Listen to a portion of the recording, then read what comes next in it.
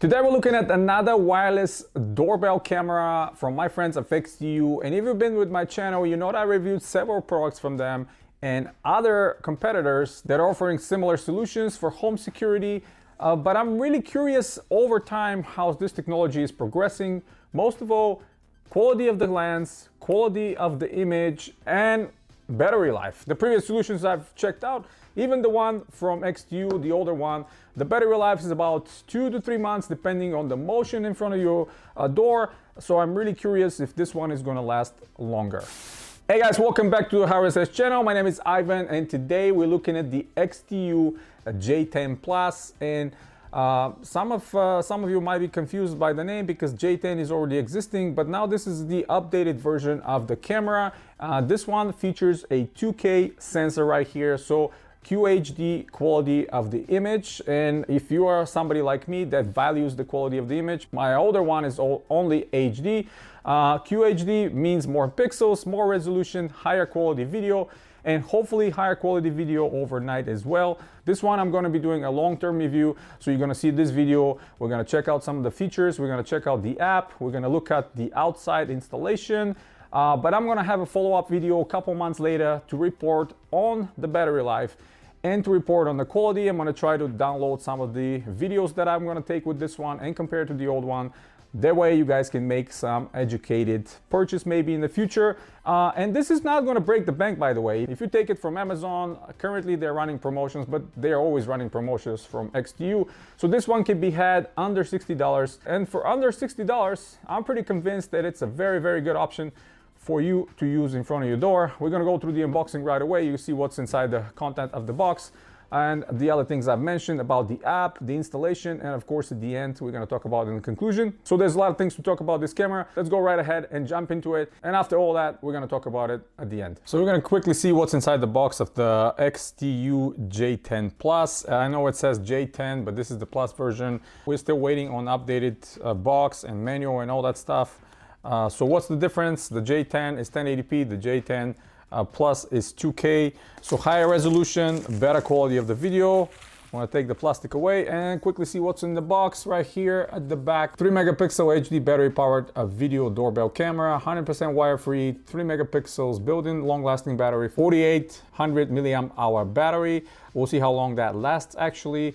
I'm pretty curious. Advanced motion detection, 166 degrees, multi-angle mount, support two-way audio communication, SD card not included, but up to 128 gigabytes, free app included, excellent, and their support and all that stuff. You can see some of the other specs and information here. Very nice box, just like the one I've seen before, 100% water-free, and some of the options right here.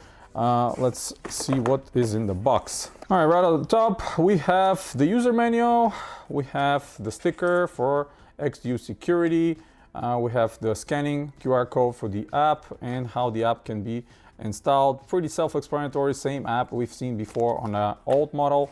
And here is the doorbell right on top. Right underneath it is the internal chime as well. And let's see what this one takes.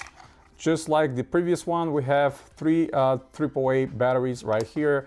You can just simply place them in and then have that chime in any location around your house. So if somebody rings the doorbell outside, this is going to ring on the inside, not only your app, but the door chime as well. Here is the new camera, a little bit on the thick side, I gotta say, but if the battery is much bigger and helps to stay longer, maybe 6 months, that will be beneficial. Here's where the SD card slot is, and right on top of it is the charging. And finally, we have USB-C charging. Older models had micro USB, and I was not happy with that, but USB-C is finally great. We have a reset button here as well. These are protected by rubber, very nice. And this is the mounting for the wall. Right here in the bottom, you see the screw. We're gonna disassemble it in a second and see how it looks. But here's the button, the infrared, and the camera itself. What else is included here? Just like on the previous model that I reviewed, we have the charging cable. Now it's USB-A to USB-C, very convenient in modern day. I'll say modern day because now almost all devices are USB-C, much better than the past. We have kind of a 3M sticky pad here that we can use for mounting. 3 mounting screws, very nicely done, and the same exact screwdriver that we've seen before, which is a star at the end, and this is for this specific screw right here. Let me go ahead and unscrew it. And this is how you're gonna take it off the stand, by the way, on the wall to be able to charge it at home. Once you take it off, actually you can see here in the back some of the information. Different angles are supported. Well, let's see how the different angles are supported. Very nicely redesigned. I actually like that.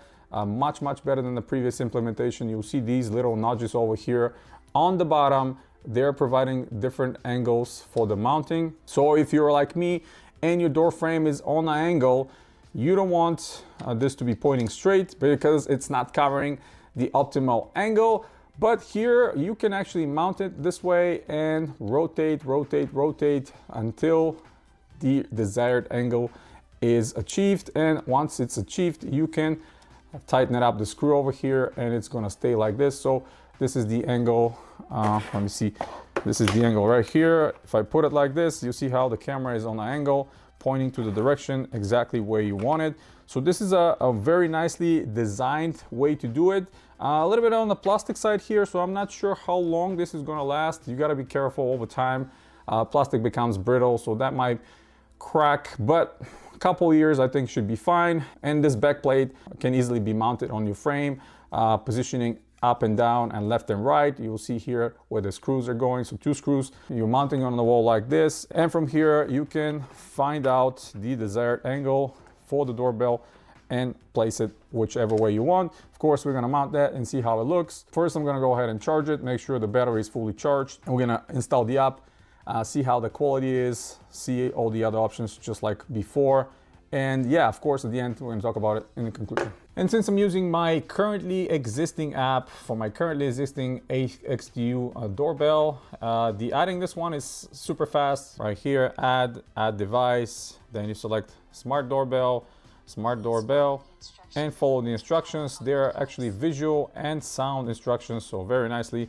You can scan the QR code after you connect to your wireless network. The whole setup process is probably less than 2-3 minutes, so you're going to be easily connected. And from here, I don't want to sign up for any of that. So unfortunately, that's one of the things about XTU.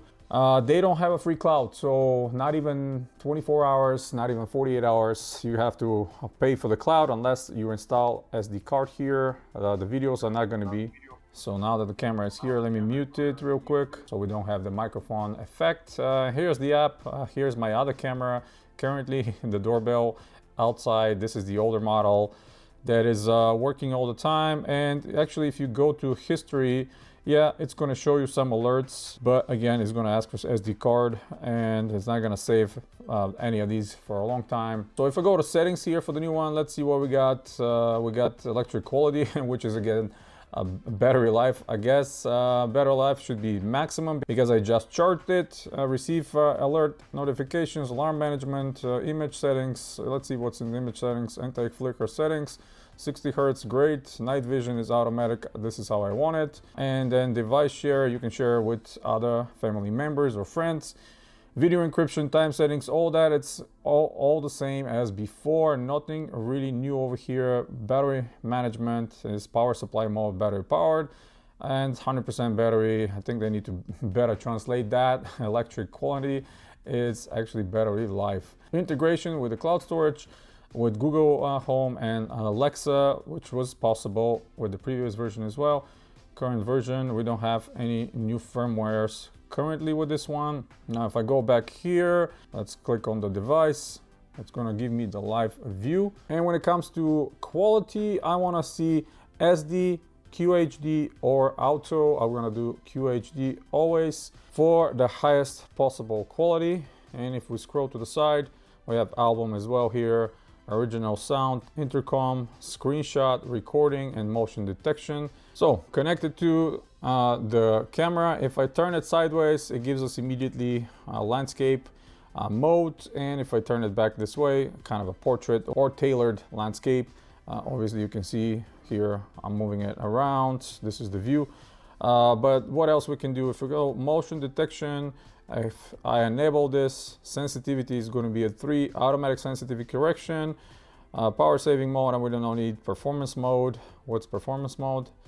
Humanoid detection is enabled by default. Okay, this is good to see. Custom mode, recording time is 10 seconds, alert, and humanoid area.